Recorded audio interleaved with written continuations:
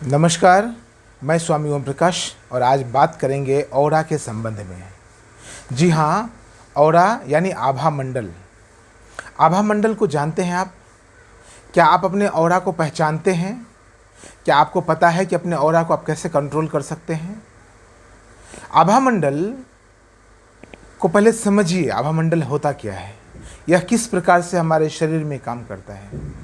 हमारा शरीर है और हमारे शरीर के भीतर आभा मंडल भी है। हमारे शरीर के भीतर ऑरा भी है। ऑरा AURA, ऑरा यानी अंग्रेजी शब्द है यह, उसको हिंदी में कहते हैं आभा मंडल। आपने गौर से देखा होगा किसी देवी देवताओं के चित्र को। देवी देवताओं के चित्र में आपने देखा होगा जो उनका फेस होता है, जो उनका यह चेहरा होता है, उनके पीछे आपने सफ़ेद सफ़ेद से गोल गोल से सर्कल देखे होंगे। आप किसी भी ऋषि मुनियों को देख सकते हैं, किसी भी देवी देवता को आप देखेंगे, उनके सिर के पीछे एक गोल प्रकार का सफ़ेद सफ़ेद कलर का एक सर्कल होता है, एक घेरा होता है। वह आभा मंडल का प्रतीक है। वह सिर के आभा मंडल का प्रतीक है। वो सिर के ऑरा का प्रतीक है। वो सिर का ऑरा है। वो उसी प्रकार से पूरे शरीर में ऑरा होता है। ऑरा यानी आभा मंडल, और आभा मंडल यानी आपके शरीर की अंदरूनी शक्ति। अंदरूनी शक्ति कितनी ज़्यादा है आपके शरीर में, यह आपके ऑरा को बाहर से टच करके पता लगाया जा सकता है। जैसे आप डॉक्टर के पास जाते हैं, डॉक्टर क्या करता है, बाहर से एक थर्मामीटर लेता है, आपके कांख में, बाजू में या मुंह में या शरीर की किसी और अंग में लगाकर आपके शरीर का टेम्परेचर माप लेता है।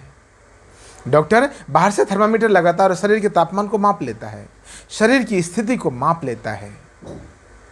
उसी प्रकार से जो जानने वाले लोग हैं, जो ऑरा को समझने वाले लोग हैं, वो आपके शरीर के बाहर जो आपके ऑरा का फैलाव है, आपके शरीर के बाहर जो आपके आभा मंडल का फैलाव है, उस आभा मंडल को बाहर से, दूर से वो टच करके बतला सकते हैं कि आपका शरीर स्वस्थ है या नहीं।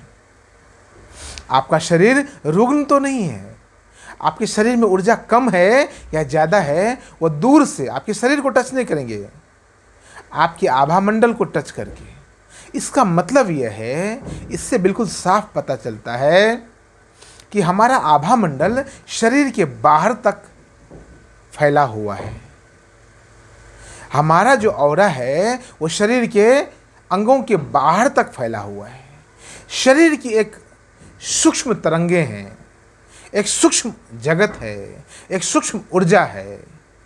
वह ऊर्जा इस भौतिक शरीर से, ये जो पिंजरा रूपी शरीर है, ये जो ठोस शरीर है, इस शरीर के बाहर तक वह ऑरा फैला हुआ, पूरे शरीर के चारों ओर फैला हुआ है। इसीलिए पहले के जो वैद्य होते थे, पहले के जो स्वास्थ्य कर्मी हुआ करते थे, पहले के जो डॉक्टर्स हुआ करते थे, वो दूर से व्यक्ति को देखकर समझ जाते थे कि बीमारी क्या है, रोग क्या है। उनको ऑरा की अच्छी समझ हुआ करती थी। मैं आपको बतलाना चाहता हूँ, आप अपने ऑरा को कैसे पहचानें।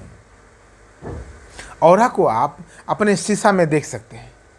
आप अपना शीशा यूज़ करिए, प्रयोग करिए। जिस शीशे में आप मुंह देखते हैं, शक्ल देखते हैं, चेहरा देखते हैं, उसी चेहरे को आप बार बार गौर से देखेंगे, कुछ समय तक आपको दिखेगा कि चेहरे के बाहर भी एक सर्कल बना हुआ है। आपको दिखेगा कि ऊर्जा की जो किरणें हैं वो चेहरे तक सीमित नहीं है, वो चेहरे के बाहर भी है।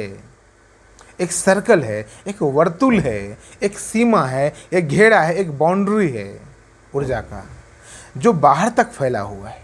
वह जितना बाहर तक फैला होगा, इसका मतलब है भीतर उतनी अंदरूनी ताकत बनी होगी। किसी व्यक्ति का व्यक्तित्व बहुत प्रभावशाली होता है। किसी व्यक्ति का व्यक्तित्व बहुत प्रभावशाली होता है। आजकल अक्सर आम बोलचाल में कहा जाता है, जो अपने देश के प्रधानमंत्री हैं आदरणीय नरेंद्र मोदी जी, उनका ऑरा बहुत बड़ा है। अक्सर बातचीत होती रहती है, साधु जगत में भी और बाकी सभी जगत में। तो उनका जो ऑरा है, जो व्यक्ति जितना प्रभावशाली होगा, उनका ऑरा उतना ज़्यादा होगा। उनके शरीर की जो भीतर जो सूक्ष्म तरंगे हैं, जो दिव्य शक्तियां हैं, जो दिव्य गुण हैं, जो दिव्य तरंगे हैं, वो उनके भीतर और ज़्यादा मात्रा में होगी। जो व्यक्ति जितना प्रभावशाली होगा उसका ऑरा उतना ज़्यादा बड़ा होगा। जो व्यक्ति कम से कम प्रभावशाली होगा उसका ऑरा बिल्कुल छोटा छोटा और छोटा होगा। इसको उल्टा भी समझ सकते हैं आप। जिसका ऑरा जितना कम होगा, जिसके शरीर में अंदरूनी ताकत बहुत कम होगी, वो उतना ही कम प्रभावशाली व्यक्ति होगा, उससे कोई प्रभावित नहीं होता होगा। और जिसके शरीर में बहुत ज़्यादा ऊर्जा होती है, ऊर्जा की घनिष्ठता होती है, प्रचुर मात्रा में ऊर्जा होती है, वो बहुत प्रभावशाली व्यक्ति होता है। वो जो कहेगा पब्लिक के दिमाग में घुस जाता है, पिन ड्रॉप साइलेंस हो जाता है।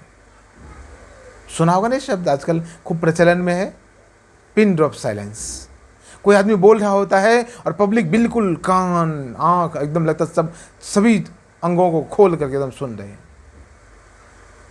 कोई आदमी बोल रहा है, कोई सुनने वाला नहीं है। इससे आपके ऑरा का पता चलता है, इससे आपकी अंदरूनी ताकत का पता चलता है। जैसे आपका इम्यून सिस्टम मजबूत हो तो आपको कोई रोग नहीं लगता है। आपका भीतर जो मेटाबॉलिक सिस्टम है वो यदि आपका मजबूत होगा तो आपको बाहर कोई जल्दी से इन्फेक्शन नहीं लगेगा।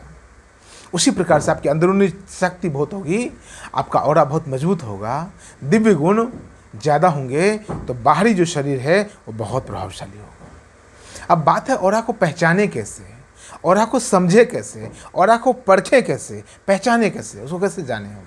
आपने मैंने कहा शीशा लीजिए और शीशा से देखिए अपने चेहरे को ऐसे। आप बार बार देखने का प्रयोग करें, 15 दिन, 20 दिन, महीना दिन, 2 महीना, 3 महीना प्रयोग करें। अक्सर आप शीशा में अपने चेहरे को देखें और चेहरे के बाहर भी देखें। आपको दिखेगा चेहरे के बाहर भी एक वर्तुल बना हुआ है। उसी प्रकार से एक और प्रयोग करें, जो तंग कपड़े होते हैं, जो बिल्कुल चुस्त दुरुस्त कपड़े होते हैं, आप पहनिए और महसूस कीजिए आपको अच्छा लग रहा है या नहीं। पहला प्रयोग मैंने कहा आपको, पहला प्रयोग है कि आप शीशे में बार बार देखें अपने चेहरे को, पता चलेगा चेहरे के बाहर भी कुछ एक वर्तुल बना हुआ है। पहचान करने का पहला प्रयोग। दूसरा प्रयोग है आप तंग कपड़े पहने। आपको तंग कपड़ों में अच्छा लग रहा है, आप कंफर्टेबल फील करते हैं या नहीं, आपको पता चल जाएगा।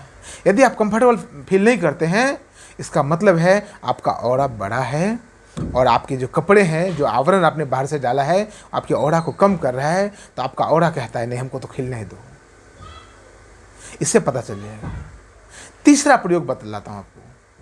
जैसे कोई सुरंग होता है ना, जैसे छोटी सी जगह होती है ना, छोटे मकान, छोटे हाइट के जो मकान होते हैं ना, उसमें आप जा कर के देखें, उसमें आप घुसने का प्रयास करें, आपको अच्छा नहीं लगेगा। या यदि आपका ऑरा मजबूत नहीं होगा तो आपको बड़ा अच्छा लगेगा। साधु लोग जब प्रयोग करने जाते हैं तो गुफाओं में जाके कंदराओं में बैठ जाते हैं, तब उनका ऑरा कमज़ोर होता है, तब उनका ऑरा बहुत ज़्यादा मजबूत नहीं होता। लेकिन वही साधु जब परिपक्व हो जाते, जब बुद्धत्व को उपलब्ध हो जाता है, फिर उसे गुफा में जाने की आवश्यकता नहीं होती, फिर उन्हें गुफा में अच्छा नहीं लगता है। उनके ऑरा को बाहर से जो छोटी सी जगह है, जो घिरा हुआ स्थान है, उनके ऑरा को बर्दाश्त नहीं होता है। इसलिए अक्सर साधु लोग बहुत बड़े बड़े कपड़े पहनते हैं, बहुत ढीले ढाले, चोगा टाइप का देखा होगा आपने। अधिकतर संतों को बड़े ढीले ढाले कपड़े होते हैं, बहुत ढीले ढाले, चुस्त कपड़े नहीं पहनते। उससे ऑरा का पता चलता है। और उसी प्रकार से जब आपका ऑरा कमज़ोर होता है, मैंने कहा आपको ऑरा को कंट्रोल कैसे करें, अब उस पर बात करते हैं। जब आपका ऑरा कमज़ोर होता है तो आपका मन नहीं लगेगा, आपका मन पता नहीं किसी वजह से बेचैनी की स्थिति बनी रहेगी। तो मैं आपसे कहता हूँ, ये पगड़ी देख रहे ना, ये पगड़ी बांध लिया करें थोड़े समय के लिए। आप पुरुष हैं तब भी और स्त्री है तब भी पगड़ी बांध लिया करें, या स्त्री है तो सिर को कपड़े से ढक लिया करें। इसीलिए भारत में, भारतीय व्यवस्था में, सनातन व्यवस्था में स्त्रियों को सिर ढकने के लिए कहा गया। जो घूंघट का आविष्कार हुआ वो पर्दा प्रथा के लिए नहीं, वो पर्दा प्रथा भारत में नहीं थी कभी। ये तो बाद में आकर के दुष्प्रवृत्तियों की वजह से चेहरे को ढकना पड़ा। वो सिर को ढकने तक की बात थी, यहाँ तक ढकने की बात थी, जहाँ तक ये पगड़ी है वहाँ तक ढकने की बात थी। उससे ऑरा मजबूत हो जाता है। आप जैसे किसी आवरण से, किसी कपड़े से सिर को ढक लेते हैं तो तत्क्षण आपका ऑरा मजबूत होने लगता है, बैलेंस्ड होने लगता है। इसीलिए सिख धर्म में बाबा नानक देव और सभी संत सद्गुरुओं ने पगड़ी की व्यवस्था दी। लेकिन उससे पहले सनातन व्यवस्था में, उससे हजारों वर्ष पूर्व से भारतीय ऋषि मुनि जटा लपेटते थे, जटाओं का उपयोग करते थे ऑरा को मजबूत रखने में। आपने भगवान बुद्ध को देखा होगा, भगवान बुद्ध से हजारों वर्ष पूर्व भगवान शिव को देखिए, वो भगवान कृष्ण को देखिए, लंबे लंबे घने बाल, वो बाल ऑरा को सहेजने का काम करते थे, वो ऑरा को बनाए रखने का काम करते थे। इसलिए हमारे ऋषियों ने, इसलिए हमारे पूर्वजों ने पगड़ी बांधने की प्रथा चलाई। इससे सिर का ऑरा बैलेंस रहता है, और जब सिर का ऑरा बैलेंस रहता है, संयमित रहता है या कंट्रोल रहता है, तो आप किसी अच्छे डिसीजन को लेने में सामर्थ्यवान होते हैं। आप अच्छा डिसीजन ले सकते हैं, आप अच्छा महसूस कर सकते हैं, आपको अच्छा लगेगा, तत्क्षण बेचैनी गायब होने लग जाएगी। आज हम क्या करते हैं, जब सिर भारी होता है, ऑरा कमजोर होगा तो सिर भारी होने लग जाएगा, बेचैनी बढ़ने लग जाएगी, मन में कोई ना कोई तकलीफ उभर के आ जाएगी, कोई ना कोई पीड़ा मन में उभर के आने लग जाएगी। और जब ऑरा मजबूत होगा तो पीड़ा दूर जाने लग जाएगी, बेचैनी खत्म होने लग जाएगी, तकलीफ खत्म होने, मन का चक्कर पक्कर है सब खत्म होने लग जाएगा, सारी बीमारियां समाप्त होने लग जाएगी। ऑरा इतना कारगर विषय है। ऑरा को आप और भी तरीके से कंट्रोल कर सकते हैं। कभी कभी जो हम लोग भारतीय व्यवस्था में, सनातन व्यवस्था में आपने देखा होगा, सुबह और शाम माताएं बहनें अपने पुरुष परिवार के सदस्य उनकी आरती उतारा करती थी। जब राजपूत राजा, क्षत्रिय राजा लोग जब युद्ध में जाते थे तो महारानियां उनकी आरती उतारा करती थी अग्नि से। अग्नि से फेरे लगाते हैं, एक प्रकार से अग्नि से सिर की ऑरा को बांध देते हैं, या एक प्रकार से उसको क्लींजिंग कर देते हैं अग्नि से। अग्नि से भी चीज़ें शुद्ध हो जाती हैं, जल से भी चीज़ें शुद्ध हो जाती हैं, ऑरा से भी चीज़ें शुद्ध हो जाती हैं। कोई हाथ से साधु ऐसा कर दे, आपका शरीर स्वस्थ हो सकता है। यह तंत्र मंत्र नहीं है, यह कुप्रथा नहीं है, या कोई षड्यंत्र नहीं है, या कोई पोंगापंथी नहीं है, या कोई भ्रष्टाचार की बात नहीं है, यह विज्ञान है। आप अपने ऑरा को दूसरे को भी बांट सकते हैं। इसलिए हमारे ऋषियों ने, संतों ने हाथ ऐसे किया आशीर्वाद देने के लिए, अपने ऑरा के माध्यम से आपके सिर पर कुछ एनर्जी दे देते हैं वो। इसलिए तो अक्सर हम किसी को, बीमार को मिलने जाते हैं, उसके सिर पर हाथ रखते हैं, यानी आप अपने ऊर्जा से उसके सिर की ऊर्जा को ठीक कर रहे हैं। आप अपनी पवित्र भावनाएं, मैंने कहा ना दिव्य गुण है, ऑरा क्या है, दिव्य गुण का प्रस्फुटन है, मैनिफेस्टेशन है। वो जो दिव्य गुण भीतर है, जो अंदरूनी ताकत है, उसका प्रदर्शन है वो। तो अपने ऑरा को इस प्रकार आप कंट्रोल कर सकते हैं। पगड़ी बांधकर, जल से, गंगा जल से इसे 2-3 बार हाथ घुमाकर, गंगा जल पीकर, धूप अगरबत्ती दिखाकर, या नहीं तो ध्यान करके, आंख बंद कर लीजिए। ज्ञान या ध्यान किसी मुद्रा में आकर के, किसी मुद्रा में आकर के आंख बंद कर लीजिए, तभी आपका ऑरा मजबूत होने लग जाता है। जैसे आप ध्यान में प्रविष्ट होने लगते हैं, आपका ऑरा, अंदरूनी ताकत बढ़ने लग जाती है। या हंस करके, लाफ्टर, आप हंसिए, किसी को दिखाने के लिए मत हंसिए, बस हंसिए, खुश होना शुरू हो जाइए। इसलिए अक्सर हॉस्पिटल में पड़े हुए लोगों को लोग कहते हैं, जो मिलने जाते, क्या कहते हैं, आप खुश रहिए, ठीक हो जाएंगे। खुश होने का मतलब, उसका विज्ञान यह है, उसका विज्ञान यह कहता है कि आप जैसे खुश होने लग जाएंगे, आपके भीतर हैप्पी हार्मोन पैदा होने लग जाएगा, और जब हैप्पी हार्मोन पैदा होगा तो शरीर स्वस्थ होने लग जाएगा, और जब शरीर स्वस्थ होने लग जाएगा तो आपका ऑरा भी मजबूत होने लग जाएगा।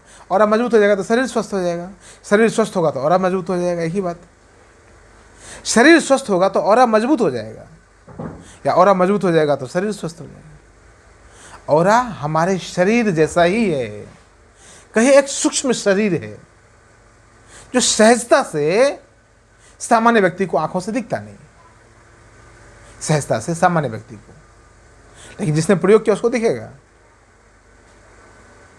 तो अपने ऑरा को कंट्रोल करना सीखिए, अपने ऑरा को समझना सीखिए।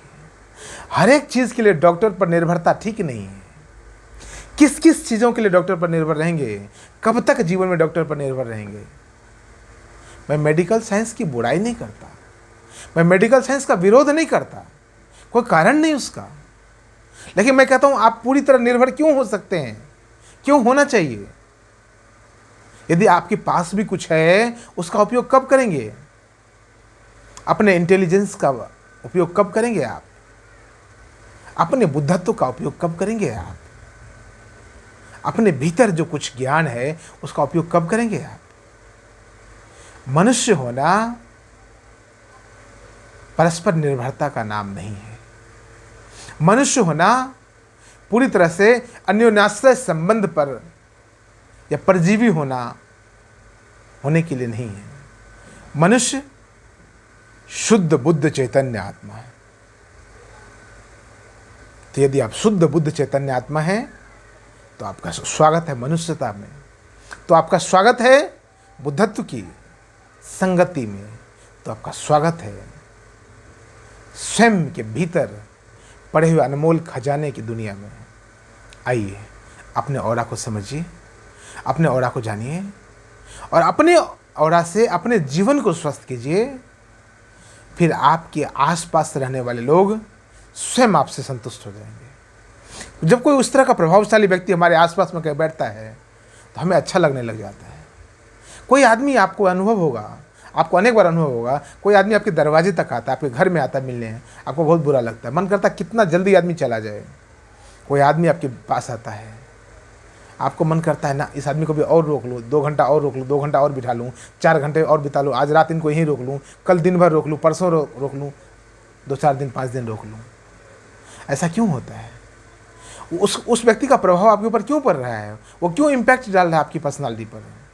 उसका ऑरा बहुत मजबूत है, उसकी अंदरूनी ताकत बहुत मजबूत है, उसके भीतर दिव्य गुणों का भंडार है। आप भी उस भंडार को जान सकते हैं, आपके भीतर भी सब कुछ है। यत्र पिंडे तत्र ब्रह्मांडे। मैं कहता हूं उल्टी कहावत, यत्र ब्रह्मांडे तत्र पिंडे। जो ब्रह्मांड में, वो शरीर में भी सब कुछ है। ब्रह्मांड की शक्तियों का तो आप लाभ लीजिए, लेकिन उससे पहले स्वयं की शरीर की शक्तियों को जगाइए। मनुष्य की क्षमता अपरिमित है, मनुष्य की क्षमता सीमा रहित है। उस सीमा रहित जो क्षमता है, उस क्षमता को समझिए, उस क्षमता का लाभ लीजिए और जीवन को समृद्धि से जिए। बहुत बहुत धन्यवाद, बहुत बहुत धन्यवाद।